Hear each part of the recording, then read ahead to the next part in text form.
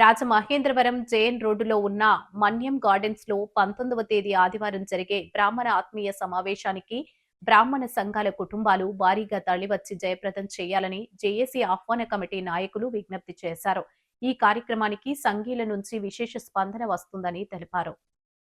The Rajahmundry press క్లబ్లో బుధవారం జరిగిన మీడియా సమావేశంలో జేఏసీ ఆహ్వాన కమిటీ నాయకులు బమిడిపల్లి వెంకటరమణమూర్తి, బ్రాహ్మణ కార్పొరేషన్ డైరెక్టర్ తేజమూర్తుల నరసింహమూర్తి, కోలగంటి రమేష్ మాట్లాడారు. బ్రాహ్మణులను సంఘటితం చేయడమే లక్ష్యంగా మనగలం మనబలం పేరుతో ఈ బ్రాహ్మణ ఆత్మీయ సమావేశాన్ని నిర్వహిస్తున్నామన్నారు.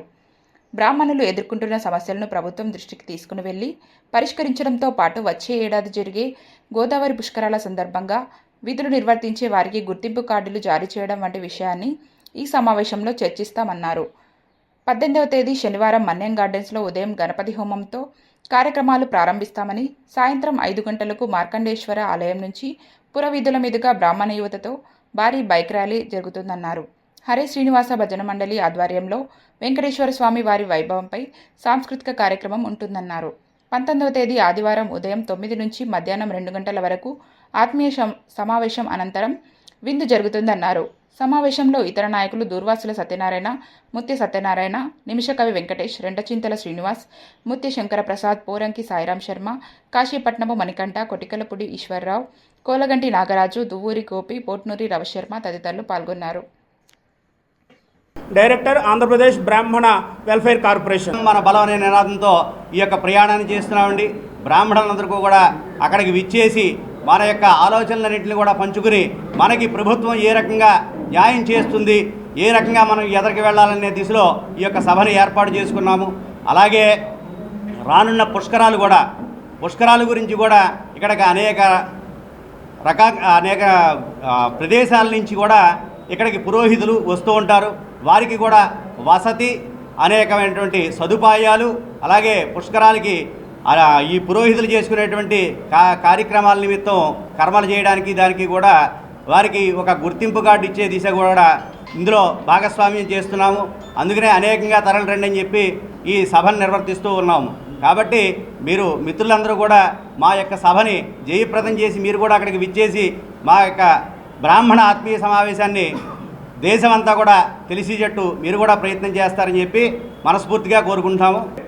ఇక్కడ ఏ ఒక్కరూ కూడా మా ఇదిని చాటుకోవడానికి కానీ, మా యొక్క నాయకత్వాన్ని నిరూపించుకోవడానికి కానీ చేసే సభ కాదని రాష్ట్ర వ్యాప్తంగా ఉన్న బ్రాహ్మణ సోదరులందరికీ కూడా తెలియజేస్తున్నాం. ఇటీవలే మా రమణమూర్తి గారి ఆధ్వర్యంలో రాష్ట్ర వ్యాప్తంగా అన్ని పురోహిత సంఘాలను, అన్ని అర్చక సంఘాలను పిలవడం జరిగింది.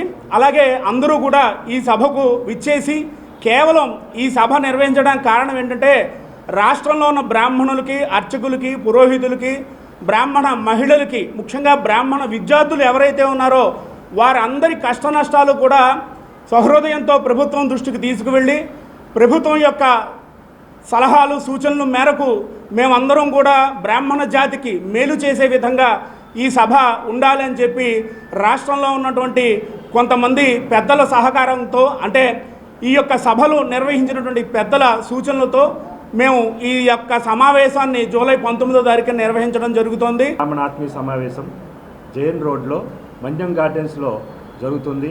కాబట్టి హిందూపురం నుంచి ఇచ్చాపురం వరకు కూడా రాష్ట్ర పర్యటన చేసి రాష్ట్రాల్లో ఉన్న జిల్లాల్లో 26 జిల్లాల్లో ఉన్న సంఘాలందరినీ పెద్దల్ని కలిసి మేము ఈ కార్యక్రమం చేపట్టడం జరిగింది. రాష్ట్ర వ్యాప్త పర్యటనలో కూడా మనం రేపు చేసుకోబోయే కార్యక్రమానికి సుమారు ఒక 10-15 వేల మంది వేదికగా ఉంటుందని చెప్పి మాకు అంచనా.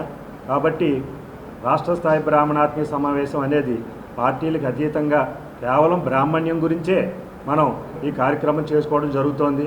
కాబట్టి పత్రికాముఖంగా మీ పాత్రికేయుల సమక్షంలో ఈ రోజున ఈ కార్యక్రమం ఇలా జరుగుతున్నందుకు రాష్ట్ర వ్యాప్తంగా రాష్ట్రంలో ఉన్న బ్రాహ్మణ్యం అందరూ కూడా పేరు పేరున ధన్యవాదాలు తెలియపరుస్తున్నాం. రేపు జరగబోయే కార్యక్రమానికి అందరినీ కూడా పెద్దల్ని, రాష్ట్ర స్థాయి నాయకుల్ని, పురోహితుల్ని, అర్చకుల్ని అందరినీ కూడా పిలవడం జరిగింది.